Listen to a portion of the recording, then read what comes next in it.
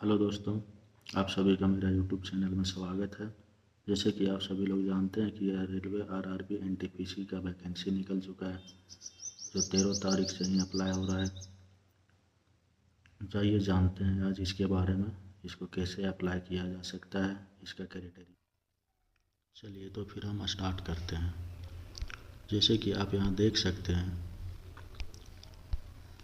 कि इस पब्लिश हो चुका है आरआरबी वेबसाइट पे 13/9/2024 को ही, और इसका ऑनलाइन ओपनिंग रजिस्ट्रेशन हो रहा है 14/9/2024 से, जिसका क्लोजिंग होगा रजिस्ट्रेशन ऑनलाइन का 13/10/2024 को रात को 12 बजे, और date of fee payment after closing date है 14/10/2024 से लेकर 15/10/2024 तक इसका पेमेंट लास्ट हम लोग कर सकते हैं। और जिसमें से कोई भी एप्लीकेशन को करेक्शन करने के लिए लास्ट डेट दिया हुआ है, जो देख सकते हैं 16/10/2024 से 25/10/2024 तक।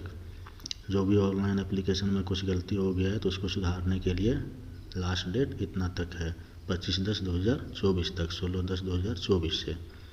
अब इसमें से वैकेंसी क्या क्या चीज़ का है, इसमें chief commercial cum ticket supervisor का है, स्टेशन मास्टर का है, फिर गुड्स ट्रेन मैनेजर का है, फिर जूनियर अकाउंटेंट टाइपिस्ट का है, असिस्टेंट टाइपिस्ट का है, सीनियर क्लर्क कम टाइपिस्ट का है। और इसमें किसमें वैकेंसीज है, जैसे कि आप नीचे देख सकते हैं chief commercial cum ticket supervisor, इसका टोटल वैकेंसी नंबर है 1736। स्टेशन मास्टर का है 994, और गुड्स ट्रेन मैनेजर का है 3144, और जूनियर अकाउंट असिस्टेंट कम टाइपिस्ट का है 1507, और सीनियर क्लर्क कम टाइपिस्ट का है 732, जिसमें से टोटल वैकेंसी और नंबर हो जाता है 8113।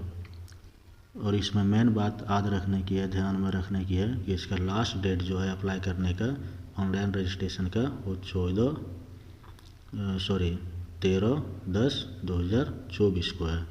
कैंडिडेट एक मिनट आगे में candidate should have their on mobile number. इसमें से जो भी एप्लीकेशन, जो भी कैंडिडेट अप्लाई कर रहा है उसका खुद का मोबाइल नंबर होना चाहिए, खुद का ईमेल आईडी होना चाहिए, और जब हम अप्लाई करते हैं तब वो दोनों चीज़ हमारे पास में ही होना चाहिए। और application are to submitted online only, ये सिर्फ ऑनलाइन एप्लीकेशन सबमिटेड हो सकता है, जो आरआरबी का मेन वेबसाइट, ऑफिशियल वेबसाइट पर ही हो सकता है, और इसका ऑफलाइन सबमिशन के लिए ऑप्शन नहीं दिया गया है। अगर कोई बंदा चाहेगा कि नहीं हम ऑफलाइन सबमिशन करें तो वो ऑफलाइन सबमिशन नहीं होगा। इसमें अब आगे देखते हैं। ऑनलाइन एप्लीकेशन अप्लाई करने के लिए सबसे पहले हमारे पास आरआरबी का ऑफिशियल वेबसाइट पर ओपन करेंगे, और वहाँ पर हमें दो ऑप्शन मिलेगा, एक क्रिएट अकाउंट का ऑप्शन मिलेगा, और एक ऑलरेडी हैव एन अकाउंट का ऑप्शन मिलेगा। जिसमें से अगर किसी के पास इसका अकाउंट नहीं है, आरआरबी का क्रिएट किया हुआ अकाउंट नहीं है, तो वो क्रिएट अकाउंट पे क्लिक करके अपना अकाउंट रजिस्ट्रेशन करवा सकते हैं। और जो पहले से इसमें रजिस्टर्ड है वो ऑलरेडी हैव एन अकाउंट पर क्लिक करके लॉगिन कर सकते हैं। जिसके पास यूजर नेम और पासवर्ड ऑलरेडी होगा वो इसमें लॉगिन कर सकते हैं। उसके बाद आगे आते हैं, आगे है stage of examination. Stage of examination में है there shall be 2 stage computer based test, जिसमें से 2 होगा, CBT 1 होगा, CBT 2 होगा, और एक होगा कंप्यूटर बेस्ड एप्टीट्यूड टेस्ट। उसके बाद टाइपिंग स्किल टेस्ट, उसके बाद मेडिकल होगा। जिसमें से कंप्यूटर बेस्ड एप्टीट्यूड टेस्ट जो होगा वो सिर्फ स्टेशन मास्टर के लिए होगा, and typing skill test for junior जो होगा, typing skill test for junior जो होगा वो होगा अकाउंट असिस्टेंट कम टाइपिस्ट के लिए, and goods train manager senior commercial cum ticket supervisor shall be 2 stage, ये CBT 1 होगा और CBT 2 होगा। उसके बाद इसका सीधा होगा मेडिकल एग्जामिनेशन। इसमें एक चीज़ ध्यान में रखने वाली बात है कि आरआरबी 1 इस CBT 1 एग्ज़ाम में क्वालिफाई होने वाले स्टूडेंटों की संख्या होगी जो वैकेंसी में निकला हुआ है उसका 15 गुना, और CBT 2 क्वालिफिकेशन के बाद टाइपिंग टेस्ट के लिए जो वैकेंसी में जो स्टूडेंट क्वालिफाई करेंगे उसका क्वालिफिकेशन परसेंटेज होगा वैकेंसी जो है उसका 8 गुना। उसके बाद मेडिकल स्टैंडर्ड फॉर पोस्ट में आ जाते हैं। मेडिकल स्टैंडर्ड फॉर पोस्ट में क्या है, इसमें A2, A3, B2, C2 है, जिसमें से जनरल फिटनेस है, फिजिकल फिट और रिस्पेक्टेड है, जिसमें विजुअल एक्चुअलिटी जो होना चाहिए वो होता है डिस्टेंस विजन में 6/9 6/9 का होना चाहिए विदाउट ग्लास। उसके बाद नियर विजन में 0.6 0.6 का होना चाहिए। उसके बाद A3 में होना चाहिए, A3 में डिस्टेंस विजन होना चाहिए 6/9 6/9 विदाउट ग्लासेस का, और नियर विजन में भी सेम होना चाहिए 0.6 0.6। उसके बाद B2 में भी सेम ही है, B2 में थोड़ा डिफरेंट है, डिस्टेंस विजन में 6/9 और 6/12 किया हुआ है विथ और विदाउट ग्लास का, पावर और lenses not and excess 4D। उसके बाद C2 में जो है physical fit in all respected, distance vision में है 6/12 and in with without glasses, near vision में है 0.6 कमांड विथ और विदाउट ग्लासेस। ओके। उसके बाद आ जाते हैं एज लिमिट में। एज लिमिट में जो है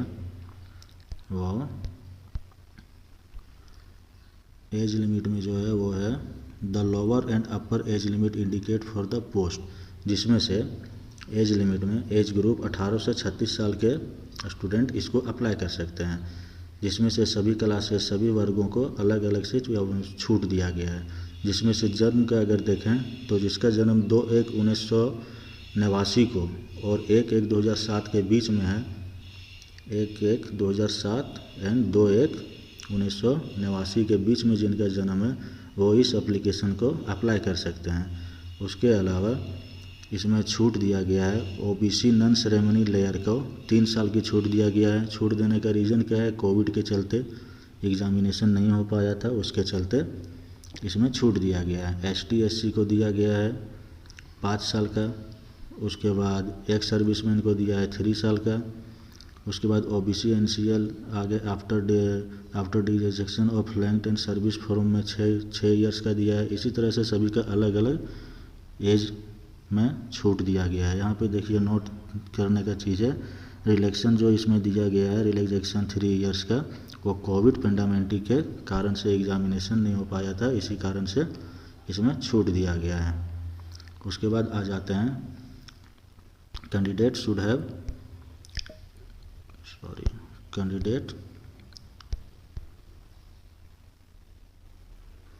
should note date of birth field. इसमें जो भी एप्लीकेशन अप्लाई कर रहे हैं उसको ये नोट करना होगा कि वो जो डेट ऑफ बर्थ फॉर्म में एप्लीकेशन में जो फिल कर रहे हैं वो उसका मैट्रिकुलेशन और SSLC और 10th क्लास में सर्टिफिकेट में जो भी डेट ऑफ बर्थ वहाँ पे शो कर रहा है वही यहाँ पे फिल करना है। और एजुकेशन क्वालिफिकेशन में आ जाते हैं तो minimum education qualification indicate graduation है, या ग्रेजुएशन लेवल का वैकेंसीज है जिसका ग्रेजुएशन है। उसके बाद एग्जामिनेशन फ़ी पे आ जाते हैं। एग्जामिनेशन फ़ी में है यहाँ पे देखिएगा जनरल के लिए फॉर ऑल कैंडिडेट के लिए है 500 रुपया, जिसमें SC और ST और एक्स सर्विसमैन वगैरह के लिए है 250 रुपया, जिसमें से 500 रुपया ऑल कैटेगरी के लिए है, जिसमें से फर्स्ट एग्ज़ाम अटैम्प्ट करने के बाद उन्हें 400 रुपया रिटर्न उनके अकाउंट में आ जाएगा। और ST SC वगैरह के लिए जो है फर्स्ट एग्ज़ाम अटैम्प्ट करने के बाद CBT 1 अटैम्प्ट करने के बाद 250 रुपया टोटल उनके अकाउंट में वापस आ जाएंगे। जिसमें से इसमें पेमेंट करने का जो मेथड है सो ओनली वन मेथड है जो ऑनलाइन पेमेंट हो सकता है। अगर ऑफलाइन या अदर बेसिस पे कोई पेमेंट करना चाहेंगे तो उसका पेमेंट एक्सेप्ट नहीं किया जाएगा और उसका फॉर्म रिजेक्ट कर दिया जाएगा। उसके बाद स्टेज कंप्यूटर बेस्ड टेस्ट में आ जाते हैं। स्टेज कंप्यूटर बेस्ड टेस्ट में इसमें common for all notified post of the CN number 5/2024। Exam duration in minute, 90 minute का एग्ज़ाम ड्यूरेशन होगा। 90 मिनट का एग्ज़ाम ड्यूरेशन होगा। यहाँ पे देखिए उसके बाद जनरल अवेयरनेस से कितना आएगा, 40 नंबर आएगा जनरल अवेयरनेस से, 40 क्वेश्चन जनरल अवेयरनेस से आएगा। मैथमेटिक्स से 30 नंबर का आएगा। जनरल इंटेलिजेंट एंड रीजनिंग से 30 नंबर का आएगा। टोटल नंबर ऑफ क्वेश्चन हो जाएगा 100। ये होगा CBT 1 में। उसके बाद CBT 2 पे आते हैं। CBT 2 में इसमें भी सेम है, एग्ज़ाम ड्यूरेशन आ जाता है 90 मिनट का। जनरल अवेयरनेस में इसमें 50 नंबर होगा क्वेश्चन का। मैथमेटिक्स का 35 होगा। जनरल इंटेलिजेंट एंड रीजनिंग का होगा 35। इसमें टोटल नंबर ऑफ क्वेश्चन आ जाता है, वो आ जाता है 120। उसके बाद यहाँ पे आ जाते हैं हम लोग सिलेबस में। थोड़ा सा सिलेबस को भी देख लेते हैं। इसमें सिलेबस जो है मैथमेटिक्स सिलेबस है। मैथमेटिक्स है, जनरल इंटेलिजेंस एंड रीजनिंग है, फिर जनरल अवेयरनेस है, जिसमें से आएगा मेरा number system, decimal, function, LCM, HCF इत्यादि इत्यादि यहाँ पे सब दिया हुआ है, आप लोग थोड़ा देख लीजिएगा। उसके बाद आगे आते हैं, यहाँ पर है the summary of the various stage of requirement and process details as above for the notified post और ट्रेवल। इसमें एग्जाम के लिए कौन सा एग्जाम कंडक्ट किया जाएगा वो डिटेल्स दिया गया है। Manager, goods train and manager, इसमें जो होगा वो कॉमन फॉर ऑल पोस्ट के लिए है। CBT 1 जो CBT 2 दोनों के लिए जो है वो कॉमन फॉर ऑल पोस्ट के लिए। लेकिन गुड्स ट्रेन मैनेजर में जो होगा वो काफ़ी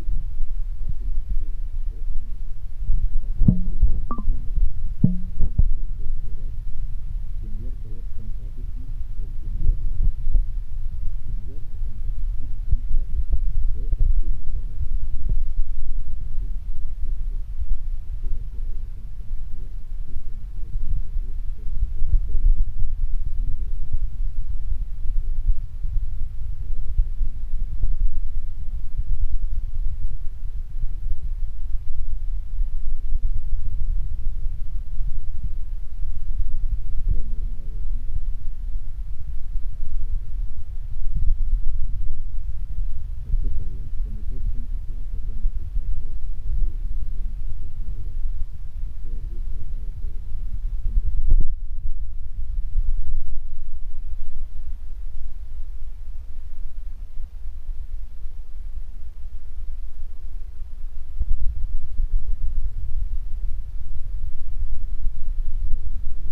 और ST/SC के लिए उसका ST/SC का सर्टिफिकेट होना चाहिए। जिसमें से आ जाते हैं कैंडिडेट फोटोग्राफ जो कि EG में होना चाहिए, JPG में होना चाहिए, जिसमें 20 KB से 50 KB का फाइल साइज होना चाहिए। उसके बाद सिग्नेचर का जो होना चाहिए वो भी JPG और JPEG में होना चाहिए, जिसका फाइल साइज होना चाहिए 10 KB से 40 KB का। इससे बड़ा एक्सेप्ट नहीं होता है। और ST/SC का जो सर्टिफिकेट होना चाहिए वो होना चाहिए JPG और JPEG में, जो 50 KB और 100 KB के बीच में होना चाहिए। इससे बड़ा अगर फाइल का साइज होता है तो फिर एक्सेप्ट नहीं किया जाएगा, अपलोड ही नहीं होगा। उसके बाद यहाँ पर देख लीजिए, यहाँ पे अप्लाई करने से पहले हमारे पास क्या क्या डॉक्यूमेंट्स होनी चाहिए। Again scan document in JPG, scan documents in JPG format to be keeped ready before filling the application, जिसमें से आ जाता है फोटोग्राफ, फिर candidate signature and ST/SC certificate. Okay, and after यहाँ तक कंप्लीट हो गया। अब इसको अप्लाई करने का क्या प्रोसेस है, इसमें देखिए अप्लाई करने का प्रोसेस यहाँ पे लिखा हुआ है 5 नंबर में। Application are to submitted only online and through the RRB website only as listed at para इतना। जो एप्लीकेशन हम ऑनलाइन अप्लाई कर सकते हैं वो सिर्फ और सिर्फ ऑनलाइन ही अप्लाई कर सकते हैं। और RRB वेब, यहाँ पे देखिए पारा number 11, click on the apply, click on the. जब हम RRB का ऑफिशियल वेबसाइट को ओपन कर लेंगे तो हमारे पास ऑप्शन आएगा click on the apply, online apply का। ऑनलाइन अप्लाई पर जब हम क्लिक करेंगे तो हमारे पास 2 ऑप्शन आएंगे, create account and already have an account.